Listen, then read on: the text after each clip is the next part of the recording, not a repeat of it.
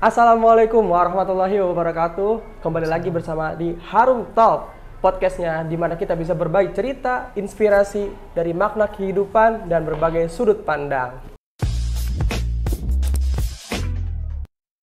Di episode kali ini kita akan membahas dan menyelami makna di balik sebuah ritual suci yang selalu hadir setiap bulan Dzulhijjah, yaitu ibadah kurban. Bagi sebagian orang, ibadah kurban ini adalah rutinitas tahunan, tapi sudahkah kita benar-benar memahami esensi spiritual, sosial, dan kemanusiaan dari ibadah kali ini? Nah, mengapa Nabi Ibrahim alaihissalam rela mengorbankan anaknya? Apa pesan yang ingin disampaikan oleh Allah Subhanahu wa Ta'ala lewat kisah ini?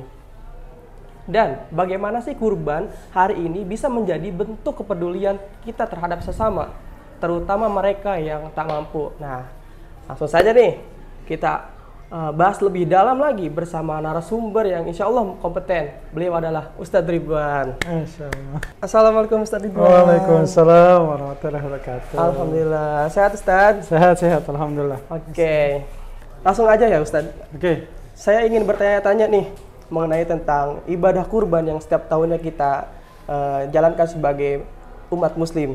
Yang pertama, apa sih sebenarnya makna ibadah kurban dalam Islam? Nah, apakah sekedar menyembelih hewan atau ada nilai spiritual yang lebih dalam gitu? Yang sejauh ini kan yang kita tahu adalah tentang ibadah kurban, yaitu tentang kisah Nabi Ismail dan Nabi Ibrahim alaihissalam. Nah, itu menurut Ustadz gimana?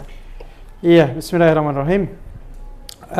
Yang pertama yang harus coba kita cermati ya, kalau bicaranya tentang kurban, ini kurban itu bahasa Arab yang sudah diindonesiakan seolah-olah.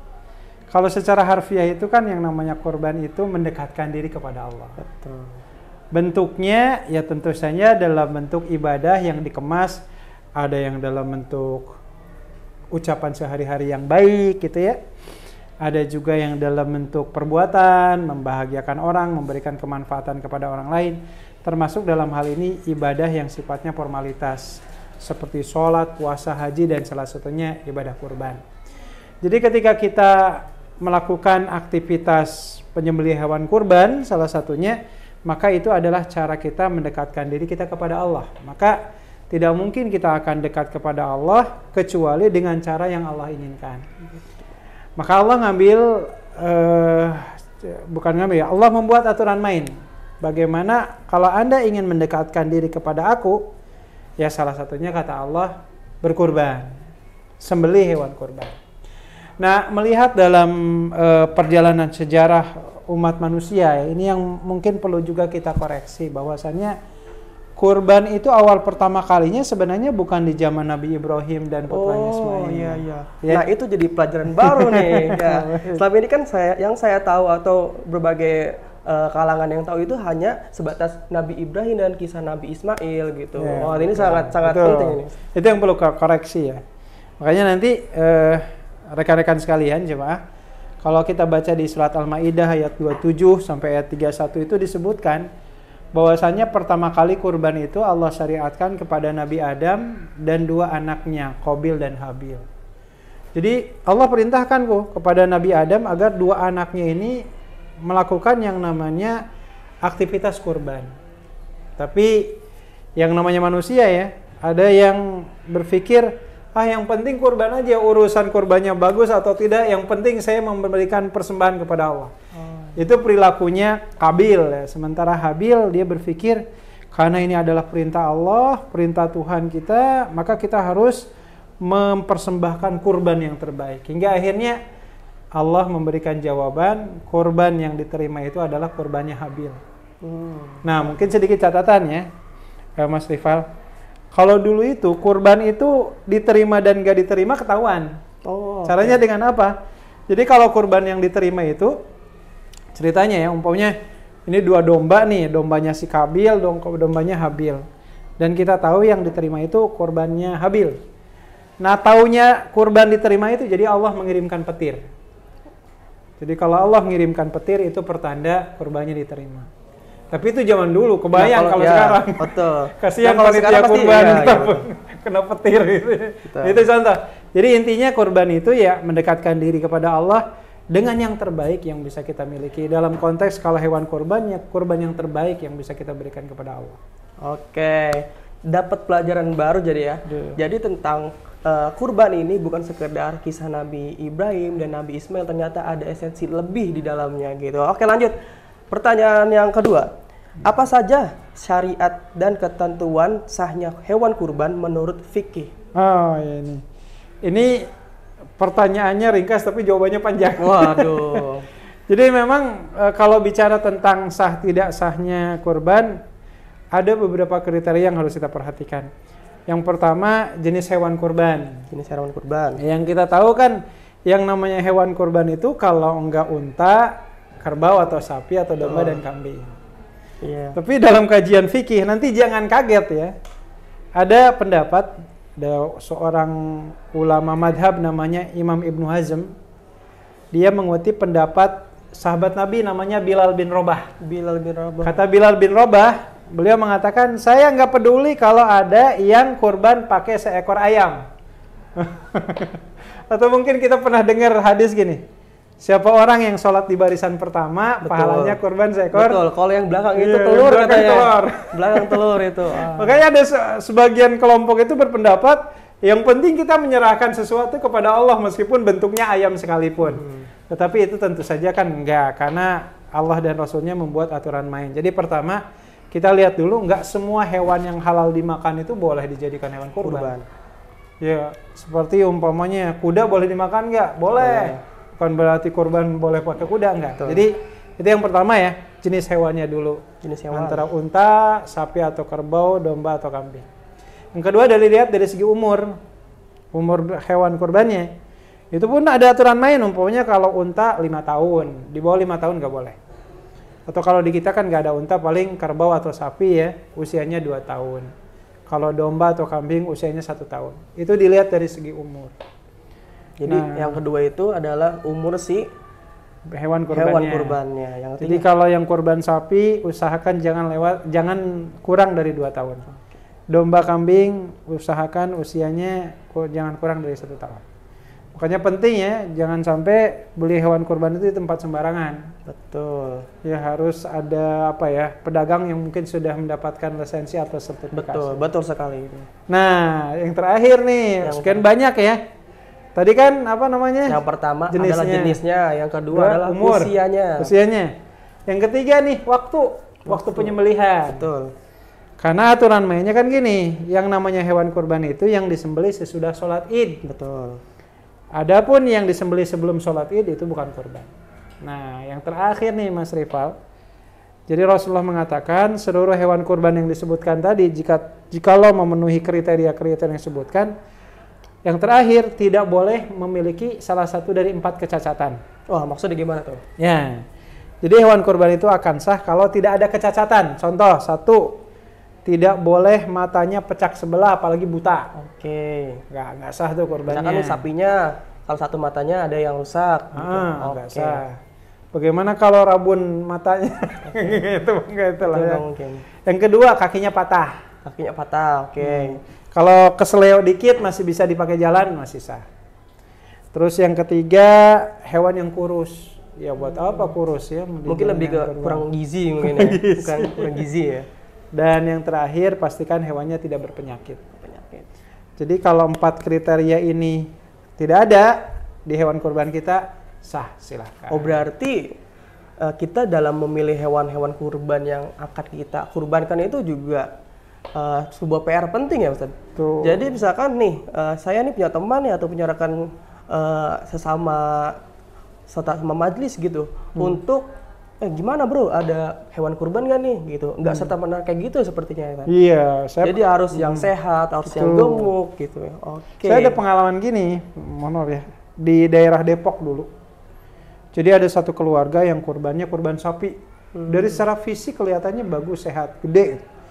Tapi selesai disembelih, datang pemeriksaan dari dokter, ternyata setelah diperiksa, hewan ini nggak layak untuk dikonsumsi. Nah ini hati-hati juga nih buat Bapak Ibu yang mau kurban tadi, pastikan kesehatan dari hewan kurbannya tersebut. Oke, seperti itu untuk pertanyaan syaratnya. Kita lanjut ke pertanyaan ketiga. Apa manfaat sosial dari ibadah kurban bagi masyarakat luas? Nah, terutama kaum duafa nih. Baik, secara umum gini kan, memang ketika berbicara tentang kurban, kurban itu sendiri kan bukan untuk dimakan pribadi ya, apalagi keluarga kan.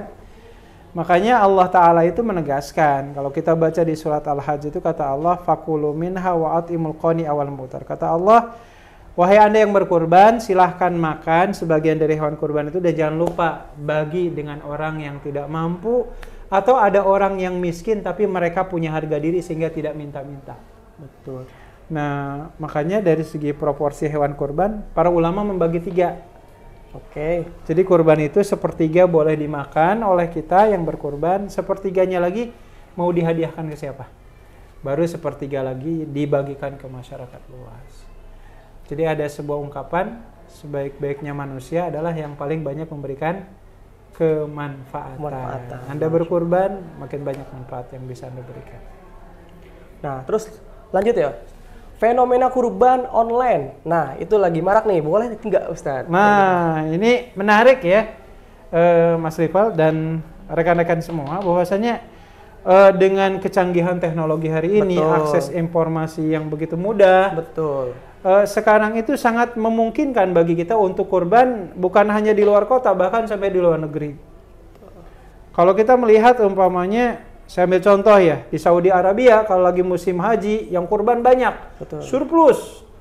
Di sisi yang lain saudara kita yang di Palestina, ya, wabil khusus di Gaza, jangankan kurban gitu ya, bahkan mungkin sholat id aja belum tentu mereka bisa, dibom dan seterusnya. Maka dengan adanya kurban online itu menjadi salah satu solusi. Jadi bahasanya kalau dalam kajian fikih Islam itu namanya ada akad wikalah. Wikalah itu artinya kita mewakilkan. Maka bagi Bapak Ibu yang ingin kurban secara online itu secara hukum asal nggak jadi masalah. Asalkan pastikan lembaganya amanah, kredibel, gitu kan. Betul. Dan baiknya jangan sekedar ngasih uang, transfer uang kemudian kita lepas saja.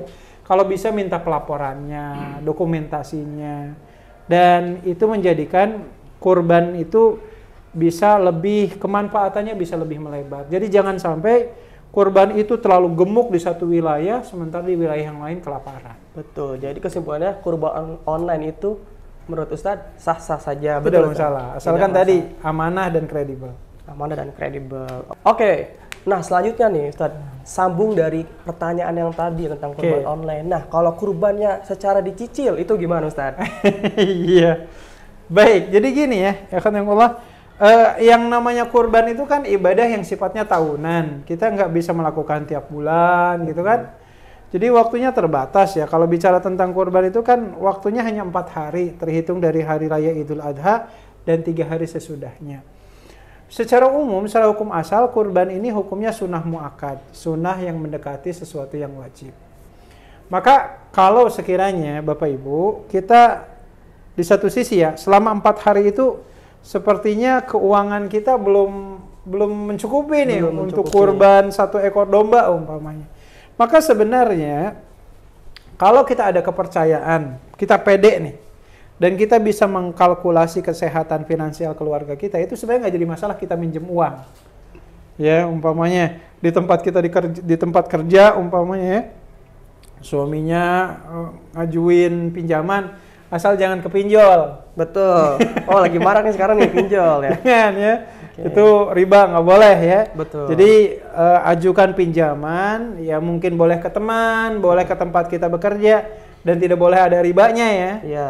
Dan kita punya kepercayaan, saya yakin insya Allah saya bisa mencicil dan seterusnya, itu tidak jadi masalah. Karena balik lagi kalau hutang yang emang kita merasa bisa dan mampu gitu ya, untuk mencicilnya kan juga tidak masalah ya Ustaz. Betul. Nah, makanya ada pembahasan. Ini ke poin lanjutan ya. Oke.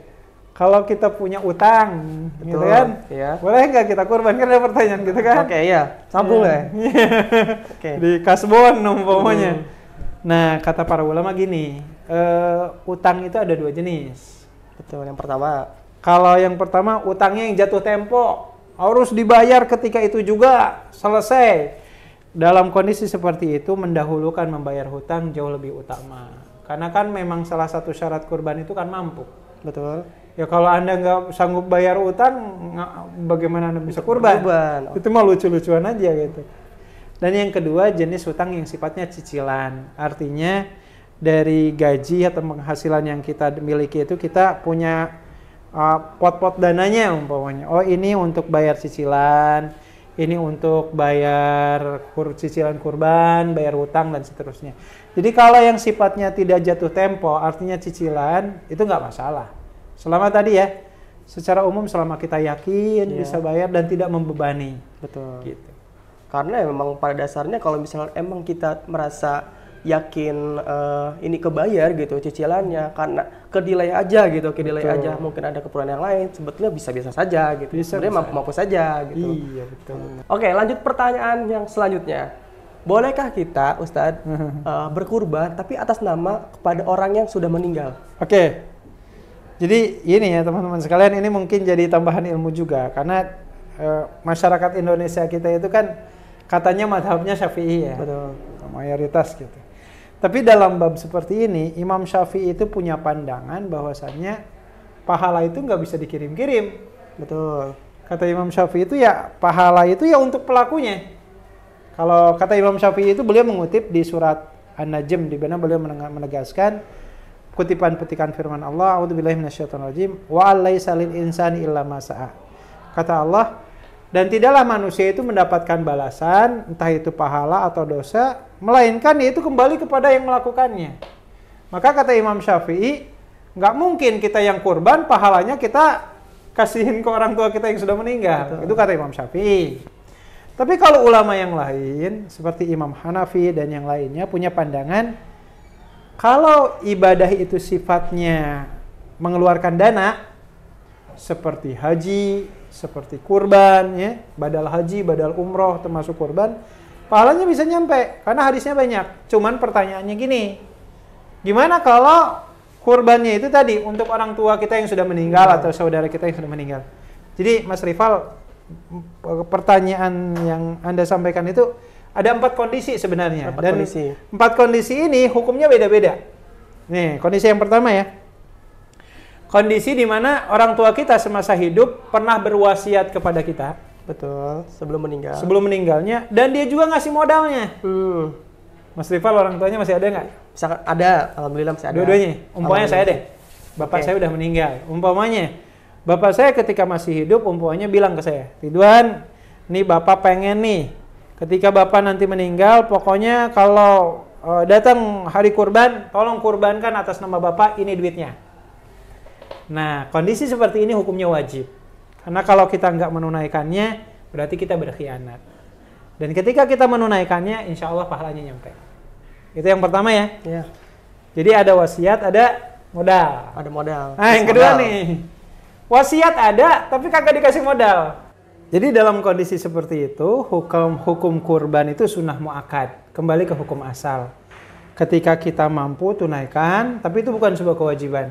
Dan ketika pahalanya kita tujukan ke orang tua, karena orang tua kita sudah wasiat, insya Allah pahalanya nyampe. Tuh, jadi setengah ya gitu ya. Yeah. Setengah kita boleh, setengah kita tidak gitu. Jadi apa-apa.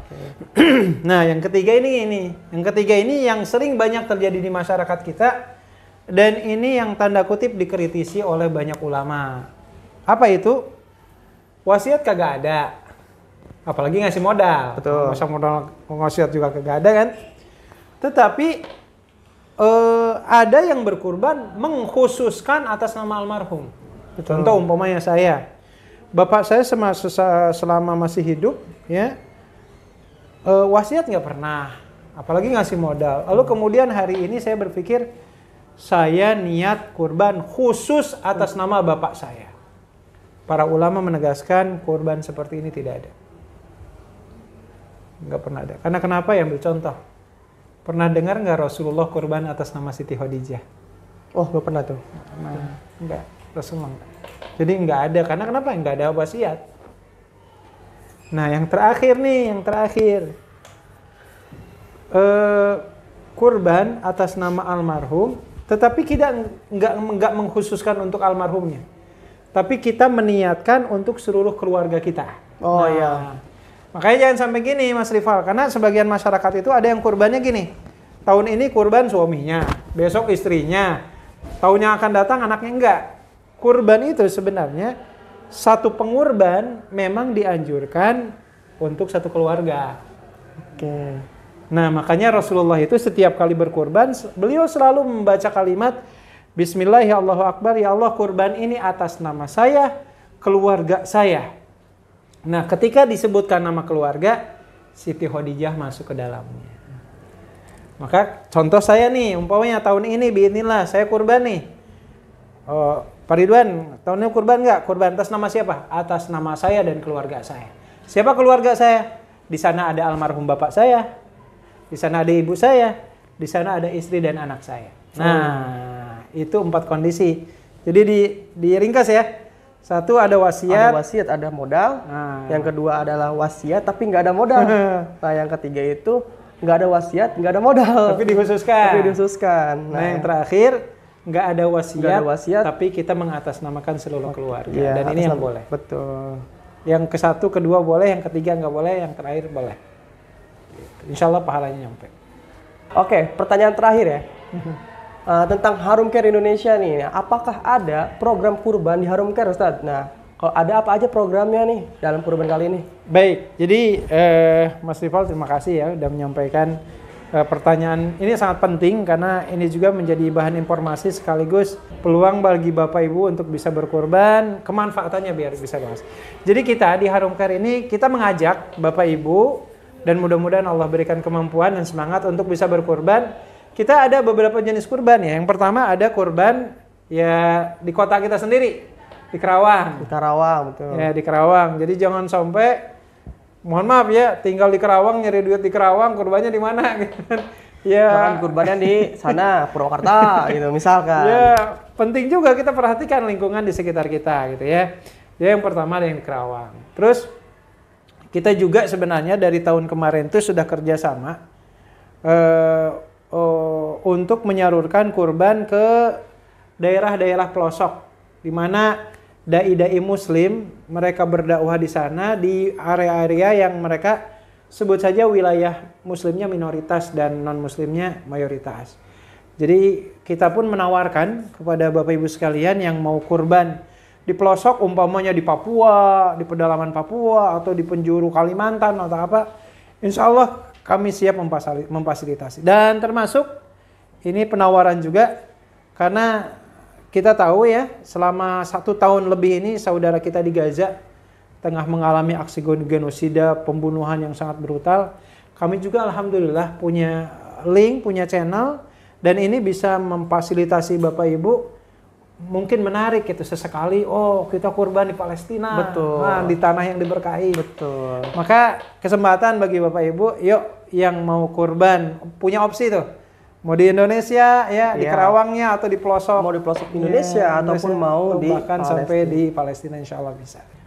Untuk yang mau berkurban di Harum Care Indonesia bisa dilihat. Oke. Masya Allah, luar biasa podcast kali ini. Semoga kita semua dapat mengambil hikmah yang bisa kita amalkan ya Ustadz. Amin, amin. Terima kasih banyak ya Ustadz. Saya Rival sebagai selaku MC dan Ustadz Ridwan. Terima kasih banyak sudah hadir di sini. Sama-sama. Sampai bertemu di lain kesempatan. Wassalamualaikum warahmatullahi wabarakatuh.